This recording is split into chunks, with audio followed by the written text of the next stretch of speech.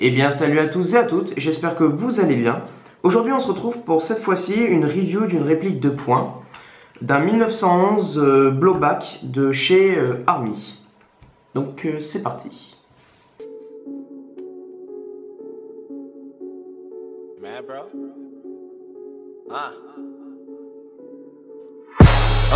Most of the time when these people be talking, I don't even hear them. They talk and they talk, but I do not hear shit when I'm near them. I swear to God that I came up, same stuff, never changed up. Taking shots, get your aim up. Wanna play, get your game up. And I see you hating, so you know I gotta ask. You mad, bro? Pour ce qui est de la présentation de ce 1911, donc comme d'habitude nous présenterons donc tout d'abord ses caractéristiques, ensuite ses inconvénients, ses avantages et enfin nous finirons par un petit test de tir que Luigi va nous effectuer. Donc on est parti pour les caractéristiques.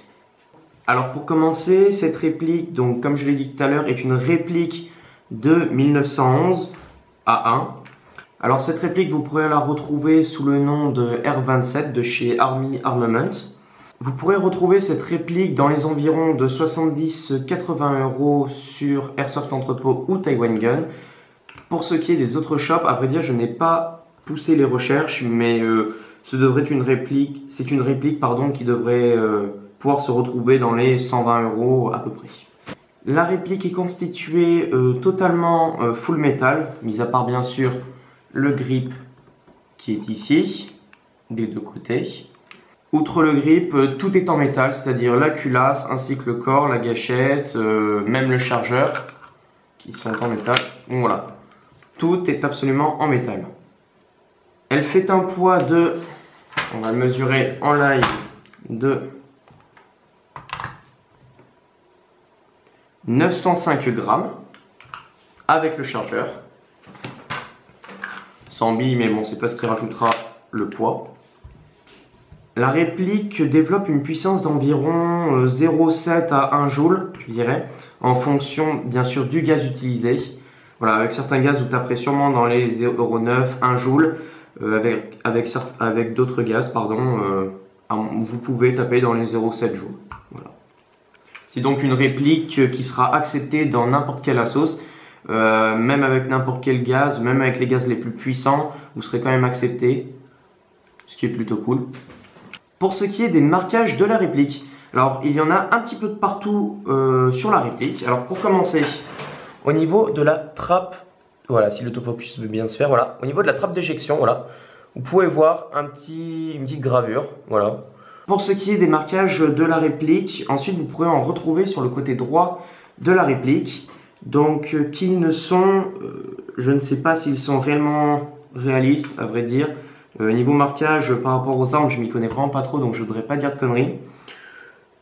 Sur le côté droit, par contre, on peut observer un United States Property, alors désolé pour l'accent, mais alors je sais que sur certains 1911 c'est une gravure qu'on peut retrouver. Donc si l'autofocus veut bien se faire, allez, voilà, ici.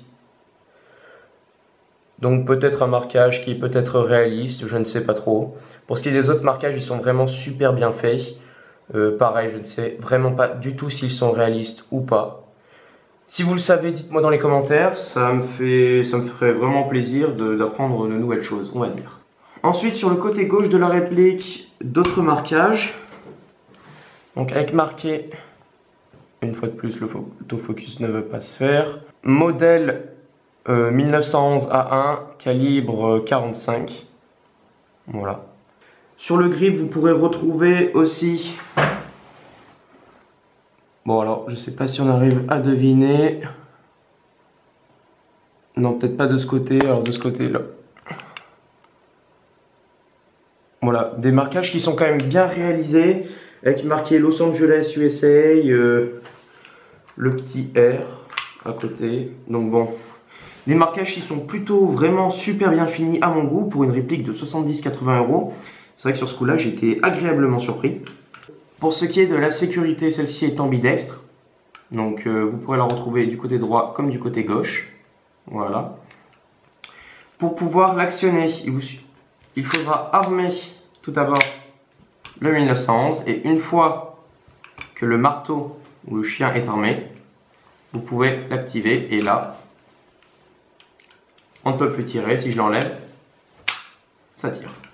Le bouton d'éjection du chargeur qui se retrouvera, que vous pourrez retrouver à gauche de la réplique, donc le petit teuteux qui est ici, vous appuyez et le chargeur s'enlève. Donc voilà. Sur le côté gauche de la réplique, vous pourrez retrouver la rétorque de culasse, voilà ici, lorsqu'on tire et qu'il n'y a pas de bille, voilà. Ensuite, on n'a plus qu'à la baisser pour remettre la culasse en marche. Pour ce qui est des grippes, ce sont des grippes, donc comme je l'ai dit tout à l'heure, qui sont en plastique, mais qui sont plutôt confort, légèrement grippeux, et que vous pourrez retrouver aussi sur le devant, voilà, de la poignée. Une deuxième sécurité donc qui est classique des 1911 et que tout le monde commence à connaître, donc c'est la sécurité donc qui se trouve ici, voilà. Si vous n'appuyez pas dessus, même si c'est armé, je vous fais voir. Là, j'ai pas la main dessus, je ne peux pas tirer. Il faut vraiment que je prenne le PA bien dans la main et là, je peux tirer. Donc, sécurité qui fait très bien son taf et qui ne cause pas de problème. Souvent, pas mal de personnes ont peur que lorsqu'on l'on prenne, ça n'appuie pas assez. Donc voilà, je vous le dis, ne vous faites pas de soucis là-dessus. La sécurité fait très bien son taf. Pour ce qui est des sights de la réplique, donc celle-ci possède des organes de visée classiques, standards, voilà, donc pas de petits points blancs ou quoi sur le front sight, ni sur le sight arrière, bon l'autofocus, voilà, nickel, donc voilà, des sights classiques. Je tiens à préciser que Army a fait différentes versions de ce R27. Vous pourrez le retrouver en silver, vous pourrez le retrouver en original. Vous pourrez le retrouver la même version que celle-ci, mais en tan et avec des marquages, on va dire, pardon, un petit peu différents, voilà. Et donc sur certains de ces 1911, de ces versions, notamment le tan, vous pourrez retrouver ici des sights arrière visibles avec des petits points blancs. Donc voilà, tout dépend de vos envies. Pour ce qui est de la course de détente, celle-ci est plutôt agréable, moi je trouve. Alors je vous fais voir à peu près. Au début là c'est un petit peu dur, donc ça, je trouve ça donne une certaine sécurité. Et ensuite vous avez juste à presser et hop, la course de détente, celle-ci est vraiment très très courte, donc c'est plutôt super cool. Regardez, hop, voilà. Ça permet d'avoir une certaine, on va dire, réactivité si vous voulez d'un coup asmater ou que vous êtes surpris, pardon. Voilà, la course de détente est assez courte, du coup, une bonne réactivité de la réplique. Pour ce qui est du chargeur, contrairement à certains chargeurs, celui-ci est un chargeur 25 coups. J'ai compté les billes, voilà, quand je les ai mis. En dessous, la valve pour remplir le gaz. La valve ici de percussion, voilà.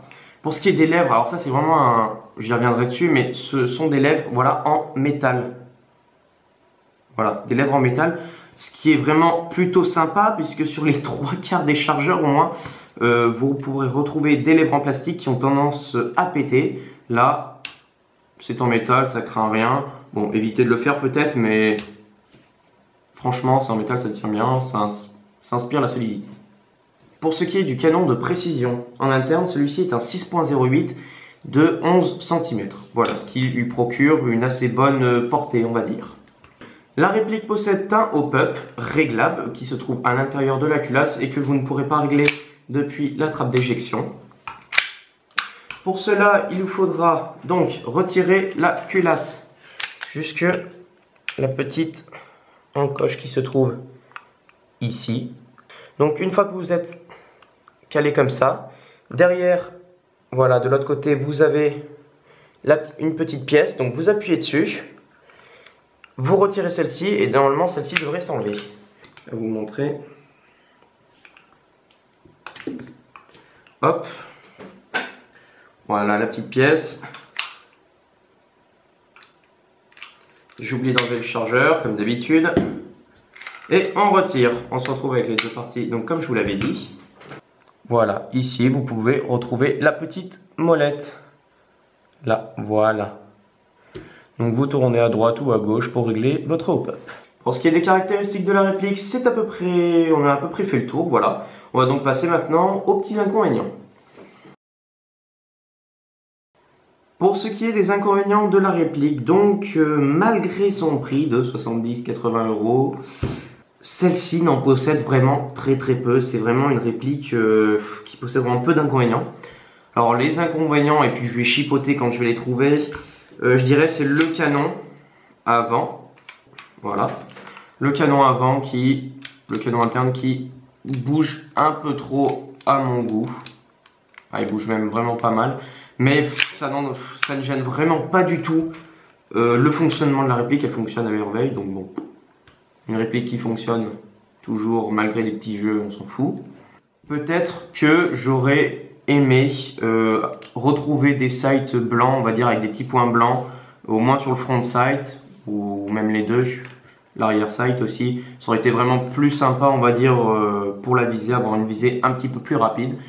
Ensuite, comme autre inconvénient, alors c'est son canon interne, peut-être ainsi que son joint hop-up a changé, pourquoi pas.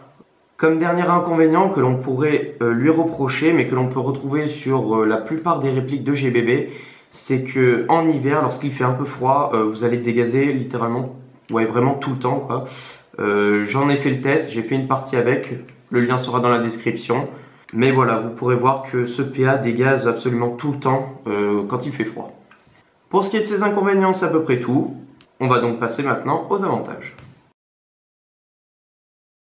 Pour ce qui est de ses avantages, alors tout d'abord le premier avantage qu'on va lui retrouver, donc c'est son prix de 70-80 € sur bien sûr Airsoft Entrepôt ou Taiwan Gun, qui est vraiment un prix, je vais dire, imbattable vraiment par rapport aux performances et à la qualité de la réplique. Le possesseur de cette réplique, donc cela fait à peu près 2 ans maintenant qu'il le possède, et étant donné que la première année il n'était pas réellement au courant qu'un GBB ça s'entretenait, pendant à peu près 1 an, il l'a joué vraiment sans l'entretenir, et puis maintenant il se met un peu à l'entretenir.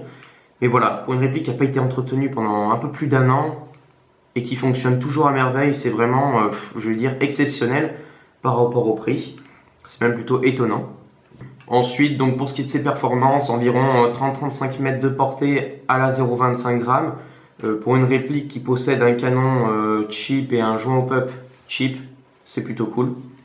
Le chargeur qui, une fois en été, ne cause aucun problème, hein, il dégaze pas ou quoi, contrairement au chargeur de mon P226 Kajiworks qui lui dégaze absolument tout le temps. Je ne l'avais pas précisé donc dans les caractéristiques, mais je viens de m'en apercevoir maintenant. Vous pourrez retrouver ici une petite attache Dragon, voilà pour le PA. Comme autre avantage vraiment que je lui trouve, c'est vraiment ces marquages qui sont vraiment gravés, mais vraiment super bien faits, quoi. Il y en a un peu de partout, même s'ils ne sont pas spécialement hyper réalistes. On a l'impression qu'ils le sont, tellement ils sont bien réalisés. Donc bon, c'est pour les personnes qui aiment bien, c'est vrai qu'on aime toujours un peu avoir quelques marquages sur sa réplique, c'est toujours sympa. Donc là, les personnes qui achèteront cette réplique seront plutôt satisfaits, on va dire. Pour ce qui est de ses avantages, je pense qu'on a à peu près fait le tour.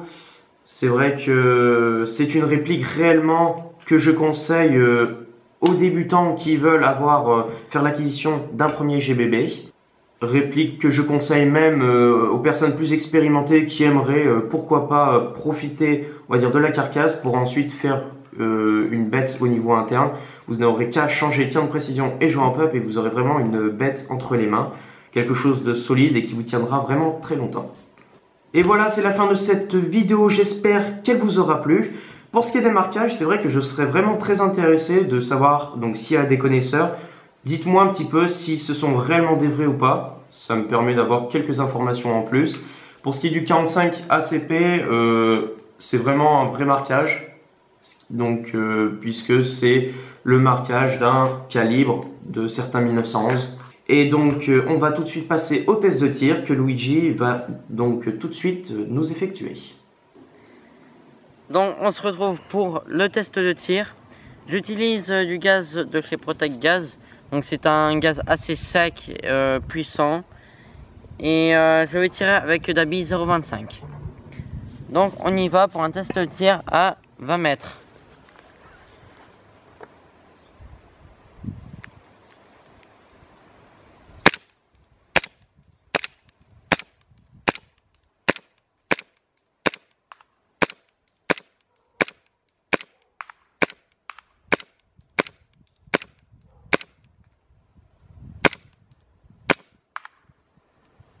Donc on va aller voir la cible. Déjà pour commencer, c'est un PA qui a un canon de précision 6.08 et je tirais donc à 20 mètres comme je vous l'ai dit, sur une feuille qui fait la moitié d'une feuille A4. Et donc les billes, il y en a pas mal qui sont allées sur la cible et le reste était en général un peu autour mais resté vers la cible. Donc sur 15-20 billes, j'ai touché quand même 1, 2, 3, 4, 5, 6, 7 fois, ce qui est plutôt pas mal.